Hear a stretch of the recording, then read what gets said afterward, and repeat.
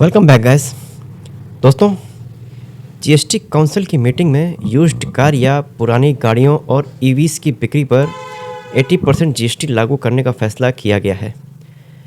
इस नियम के आने के बाद गाड़ी बेचने वालों के बीच कन्फ्यूजन की स्थिति बन गई है कि उन्हें पुरानी कार बेचने पर हुए नफ़ा नुकसान पर 18% जीएसटी देना पड़ेगा। आपके इस कन्फ्यूजन को आसान शब्दों में दूर करने की कोशिश कर रहे हैं इस वीडियो में।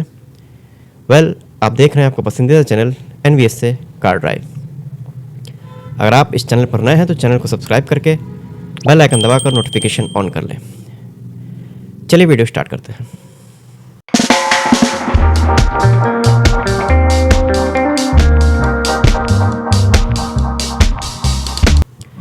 दोस्तों, 21 दिसंबर 2025 को 55वीं जीएसटी काउंसिल की मीटिंग जैसलमेर राजस्थान में हुई थी, जिसके बाद से ही पॉपकॉर्न पर बढ़े हुए टैक्स, पुरानी और इस्तेमाल की हुई गाड़ियों पर 18% लगे जीएसटी पर लोगों का रिएक्शन देखने के लिए मिला है।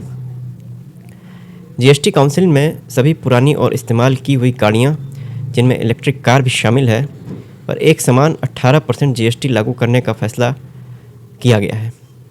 पहले यह अलग अलग दरों पर लगाया जाता था, तभी से मीडिया में यह सुर्खियों का केंद्र बना हुआ है। वहीं इस पर बहुत से मीम भी बन रहे हैं। बहुत से लोगों को पुरानी कारों पर लगाए गए जीएसटी का ये ऐलान समझ में नहीं आ रहा है, जिसकी वजह से लोगों में काफ़ी कन्फ्यूज़न बना हुआ है। पुरानी कार यानी सेकंड हैंड कार पर कितना जीएसटी लगाया गया है, इसका असर किस पर होगा, वहीं क्या लोगों को कार बेचने पर जीएसटी का भुगतान करना होगा या घाटे में कार बेची तो भी टैक्स देना पड़ेगा।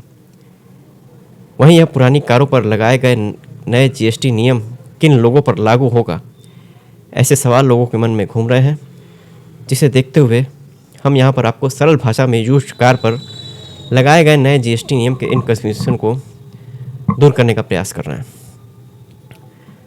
दोस्तों, जीएसटी काउंसिलिंग की बैठक के बाद केंद्रीय वित्त मंत्री निर्मला सीतारमण ने कहा था कि यूज्ड और पुरानी कार पर जीएसटी को 12% से बढ़ाकर 18% तक कर दिया गया है।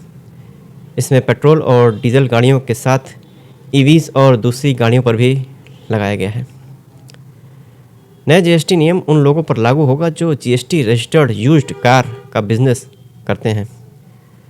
सरकार की तरफ से नए नियम को लेकर स्पष्ट करते हुए कहा गया है कि केवल उन लोगों पर नया जीएसटी रेट लगाया जाएगा जो पुरानी या इस्तेमाल किए गए कारों को खरीदने और बेचने का बिजनेस करते हैं। वहीं उन्हें जीएसटी रजिस्टर्ड होना ज़रूरी है, जैसे यूज्ड कार बेचने वाली कंपनियां स्पाइनी, कार देखो, कार 24 वगैरह वगैरह। अब आम आदमी पर क्या असर पड़ेगा, आइए जानते हैं। पुरानी गाड़ियों की बिक्री पर लगे नए जीएसटी नियम को लेकर सबसे ज़्यादा सवाल उठ रहा है, तो वह यह है कि इसका आम आदमी पर क्या असर पड़ेगा। जैसा कि हमने आपको इस वीडियो में पहले बताया है कि इन नियम को केवल पुरानी कारों की खरीद और बिक्री का बिजनेस करने वाले लोगों पर ही यह लागू होगा। इसका सीधा मतलब है कि अगर कोई आम नागरिक अपनी यूज्ड कार या पुरानी कार को बेचता है तो उस पर किसी तरह का कोई जीएसटी लागू नहीं होगा। यह सिर्फ बिजनेस पर्पस से बेचने वाले जीएसटी रजिस्टर्ड लोगों पर ही 18% का जीएसटी लागू होगा। अब एक प्रश्न और उठता है कि क्या लॉस में भी कार बेचने पर लगेगा नया जीएसटी? आइए जानते हैं। लोगों के मन में दूसरा सबसे बड़ा सवाल यही है कि क्या जीएसटी नियम के तहत पुरानी कार बेचते हैं और हमें लॉस होता है तो क्या फिर भी 18% जीएसटी देना पड़ेगा? इस सवाल को भी स्पष्ट करते हुए हम आपको बता दें कि अगर आप कोई पुरानी कार बिजनेस करने वाला इसे बेचता है और उसे घाटा होता है, यानी वो नुकसान सह कर कार बेचता है, तो उसे जीएसटी नहीं देना पड़ेगा। उसे केवल मुनाफे पर ही जीएसटी देना होगा।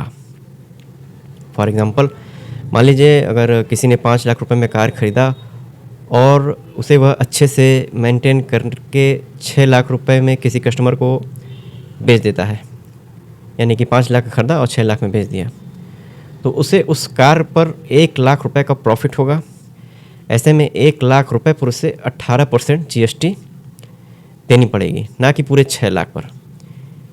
वहीं अगर वह 5 लाख रुपए में कार को खरीदता है और उसी को 4 लाख रुपए में बेचता है, इससे उसे 1 लाख रुपए का नुकसान होगा, जिस पर उसे कोई जीएसटी नहीं देनी होगी।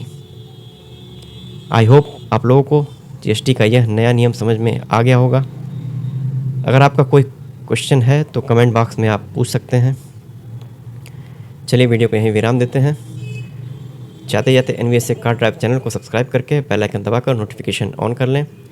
साथ ही साथ इस वीडियो को अपने दोस्तों में शेयर अवश्य कर दें। मिलते हैं आपसे अगले वीडियो में, तब तक आप अपना ख्याल रखें। धन्यवाद।